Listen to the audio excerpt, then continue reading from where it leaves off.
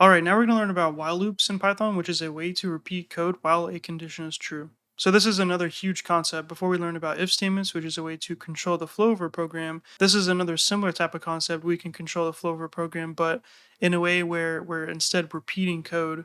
But the keyword here is while a condition is true. So let's make our first while loop. We'll do count is equal to 1. So we can say, for example, while, that's the new keyword for the while loop. So while count is less than or equal to 5, we're going to run this piece of code here. So we're going to say count is count, and then we're going to do count plus equals 1. So what we're doing here is we're creating a new variable count, giving it the initial value of 1, and then we're saying while the value of the variable count is less than or equal to 5, this is going to run. And so it's going to keep looping or keep iterating or keep running as long as this condition is true. So if you don't ever update the count variable, it'll just run forever. But in this case, we're incrementing count after we print out the value of the variable here. So since we're incrementing the value of the variable every time we run the loop, eventually it will be false at some point and it'll go on to the next part of the code here. So we'll say actually loop is done. Okay, so let's run it so we can get a feel for how it actually works, and let's take a look. Here we go. So we get count is 1, 2, 3, 4, 5. Loop is done. So if we just go through it, we start at 1 and it goes here and the code says, okay, 1 is less than or equal to 5. That's true. So it's going to run this piece of code here, prints it out. Now count is going to be 2. So it's updating count to 2. It's going to come back here and say, okay, 2 is less than or equal to 5. Still true. So run the code again. Now it's 3. Still true. 4. Still true. 5. Still true because it's less than or equal. And then eventually it's going to become 6 after the last update, and then 6 is not less than or equal to 5, so now it's false, and it goes to this piece of code here. So I really hope that makes sense. That's exactly how a while loop works within Python. It's a very, very important piece of code. So in Python and in programming, there's different types of loops. The most common types are while loops and for loops, which we have in Python. So since a while loop continues to loop as long as a condition is true, it's important that you avoid infinite loops. Infinite loops is whenever, as the name sounds, it runs infinitely because the condition never becomes false. So if you have the same piece of code here, we just do it again, except that we never do the update. This will never become false, so it runs forever. And let's run this and see what happens. So you can see that it's just spamming. It's still going. You can see I have to keep scrolling. The code is just continually spamming the same output here over and over and over as I'm talking. And it's just going to go on forever. As long as my computer will let me run this program, it'll keep running it. And so this is bad because if you encounter an infinite loop, then your computer program is basically stuck. There's no way to exit the loop, so it just runs forever until you kill the program. So you definitely want to avoid infinite loops. There's a small percentage of the time where you do want to use an infinite loop, but for the most part, you want to avoid them because, like I said, your program can get stuck. So now that our program is stuck, just repeating over and over, we need to kill it. So we can go here to the console and do Control C, and that will forcefully kill the program in the terminal. So avoid infinite loops. So let's comment that out with Control slash. Let's do another example of a basic while loop. So we'll do temperature is equal to 75, and we can say while the temperature is greater than 70, we are going to print out temperature is still warm. So we're just printing out temperature is, and then whatever the value of the temperature variable is, Fahrenheit, still warm. I'm from America, so we use Fahrenheit, of course, freedom units. And then we're going to do temperature. Temperature is equal to, we could do temperature is equal to temperature minus 5, for example. Or, of course, we learn about the shorthand way of doing that, which is negative equals or minus equals to subtract 5 from the current value of the variable. And then after this, we will do temperature is at the desired amount. So if you can imagine here this as an actual program, this could be maybe a program that runs within your thermostat, for example, right? You give it a temperature that you want, which is in this case 70, and then of course you're measuring the current temperature, which would be this variable here, and the goal of the thermostat is to get the temperature below 70. So it's going to keep looping and keep trying to change the temperature until it reaches 70. Of course, this is not actually doing anything. It's just manually changing the value of the variable. But in a realistic program, you would measure the temperature, and then this, instead of changing the value of the temperature, it would be keeping the AC running or something like that, right? So just a very basic example. So let's run it, see what we get. There we go. So we get temperatures at 75 Fahrenheit, still warm, and then temperatures at the desired amount right after, because we start at 75. This is going to be true because 75 is greater than 70. It prints this out.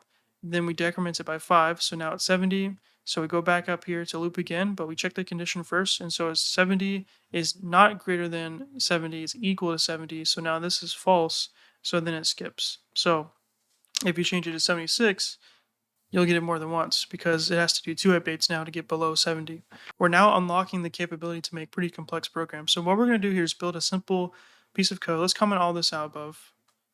We're going to build a simple program here that allows you to enter the password to maybe, enter top secret computer or something like that, but you only have 3 tries. And so it's going to count the number of attempts, but if it gets to the max, which actually should be 3, I forgot to set it to 3. If it gets to the max, then it locks you out essentially. So we're going to do while attempts is less than max attempts. While that's the case, we can then try allowing the user to enter the password. So we'll do user input is equal to input, which we learned about to get input from the terminal. We'll say enter password. And so now the user will enter the password. It'll be stored as a string into this variable here.